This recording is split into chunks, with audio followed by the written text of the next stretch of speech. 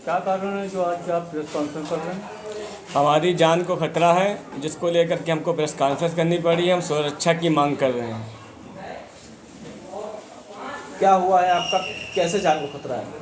हमको 1 महीना पहले भी जो है धमकी दी गई थी और अभी 2-3 दिन पहले फिर ये मामला हुआ है। एक शख्स ने हमको जो है जान से मारने की और कब्रिस्तान पहुंचाने की धमकी दी है।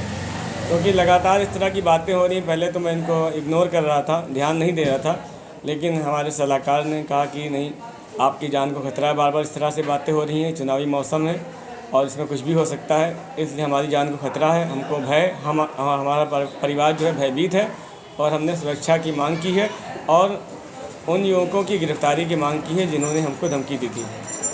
क्या कार्रवाई करी है आपने अभी तक इस पर? हमने जो है कल एफआईआर दर्ज करवाई है। थाना ठाकुरगंज में हमारी एफआईआर दर्ज हुई है 2 शख्स के ऊपर, एक इमरान गाजी और एक निहाल नाम के शख्स के ऊपर हमने एफआईआर दर्ज करवाई है।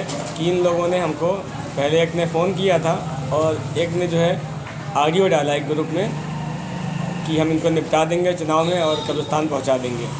पुलिस ने अभी तक कोई कार्रवाई नहीं की? कार्रवाई क्या, कल एफआईआर हुई थी। एफआईआर के बाद से उन्होंने कहा था कार्रवाई की जाएगी। नए हमारे एसएचओ साहब आए हैं, उनको शायद समझने में अभी क्षेत्र को वक्त लग रहा है। उन्होंने कहा था इस पर कार्रवाई की जाएगी और मुजरिमों को सलाखों के पीछे भेजा जाएगा, लेकिन 24 घंटे से ज़्यादा गुजरने के बाद भी अभी तक कोई कार्रवाई नहीं हुई है, जिसकी वजह से हमको प्रेस कॉन्फ्रेंस करनी पड़ रही है।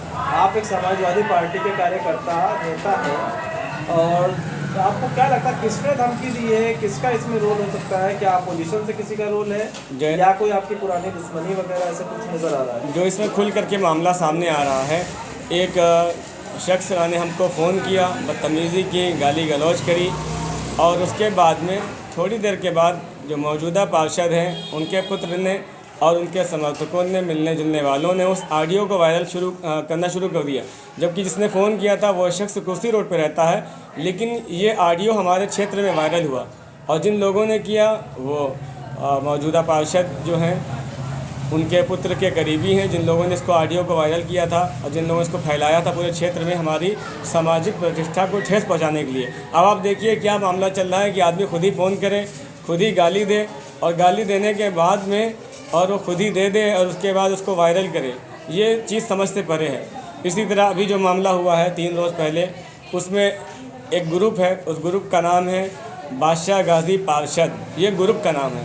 ये ग्रुप 2016 से चल रहा है, उसी पार्षद पुत्र ने बनाया हुआ है। इस ग्रुप में एक शख्स जिसके नाम पर निहाल लिखा हुआ है, उस शख्स ने एक मैसेज डाला और उस मैसेज में कहा कि ये कोरोना काल में तो बच गए थे, ये हाफिज़ हैं और इनको राजनीति का शौक़ चल रहा है, ये कोरोना काल में बच गए थे, लेकिन अब की चुनाव में नहीं बचेंगे, हम लोग इनको कब्रिस्तान पहुंचा करके आएंगे। अब इसको क्या मान लिया जाए? इस तरह से कहना या गाली गलौज करना, ये कहना कि घर से उठा करके और दौड़ा कर मारेंगे, पहले वाले उसमें कहा गया, ये सब जान से मारने की धमकी में ही आता है। तो जैसे कि एक ग्रुप है, ग्रुप में बहुत से लोग होते हैं, तो क्या ये आपका आरोप लगाना ठीक है कि पार्षद पुत्र के द्वारा ही करवाए गए? इसलिए क्योंकि कल जिन लोगों ने सुलह समझौते के लिए फ़ोन किया, वो जिसके ऊपर कार्रवाई की गई है, वो लोगों ने हमसे संपर्क नहीं किया, बल्कि इनके द्वारा जो है ये लोगों के पास गए और हमसे संपर्क किया गया, जबकि हमने इनको पर तो कोई एफआईआर की नहीं है।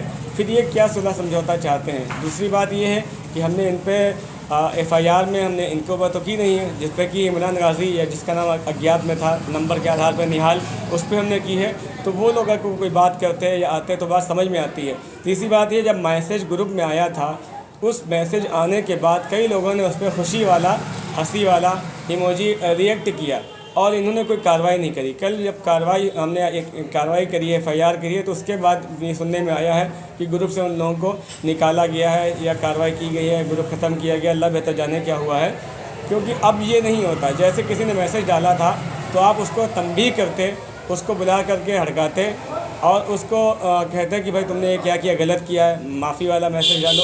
और आजकल सोशल मीडिया पे कोई किसी का ग्रुप हो, किसी की आईडी हो, ज़रा देर में सब जगह पूरे में बात फैल जाती है। जैसे कि एक शख्स ने हमको पहले फ़ोन पे धमकी दी थी, माँ बहन की गाली दी थी, दौड़ा कर उठाकर मारने की धमकी दी थी। उसके बाद में ये बात उसने फ़ोन किया और हमने इस बात को इग्नोर किया कि तमाम आदमी ऐसे इधर धमकी देते रहते हैं। लेकिन आधे घंटे के अंदर इन्हीं लोगों के द्वारा उस ऑडियो को इतना वायरल किया कि शायद ही लखनऊ में और हमारे क्षेत्र में कोई आदमी हो जिसके मोबाइल में वो रिकॉर्डिंग बातचीत की ना पहुंची हो।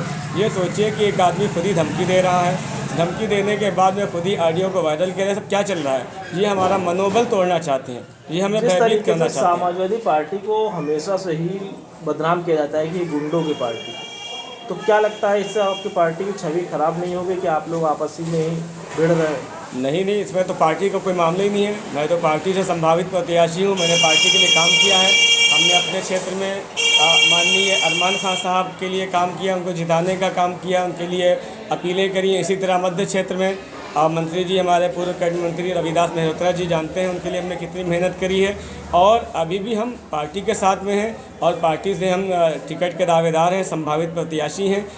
हमने किसी पार्टी के वर्कर पे हमने कोई FIR नहीं करी है, बल्कि जिन लोगों ने हमें करी थी उनका तो हमारी पार्टी से कोई लेना देना ही नहीं है। जिन 2 लोगों का मैंने नाम लिखाया है, ये नंबर के आधार पे FIR हुई है 2 धाराओं में, लेकिन ये अफसोस की बात है कि 24 घंटे गुजरने के बाद कार्रवाई नहीं हुई है। हम उम्मीद करते हैं कि प्रशासन ये प्रेस कॉन्फ्रेंस के बाद इस मामले को संज्ञान लेगा और उन लोगों को कार्रवाई करेगा, उनको सलाखों के पीछे पहुँचेगा, ताकि ये जो बात कहते हैं कि भय मुक्त समाज की हम स्थापना करना चाह रहे हैं, तो एक ऐसा भय मुक्त समाज है कि जिसमें दिन दहाड़े इस तरह से लोग धमकी भी दे रहे हैं और चोरी ऊपर से सीना जोरी, खुद ही धमकी दे रहे हैं और खुद ही उस धमकी को फैला भी रहे हैं।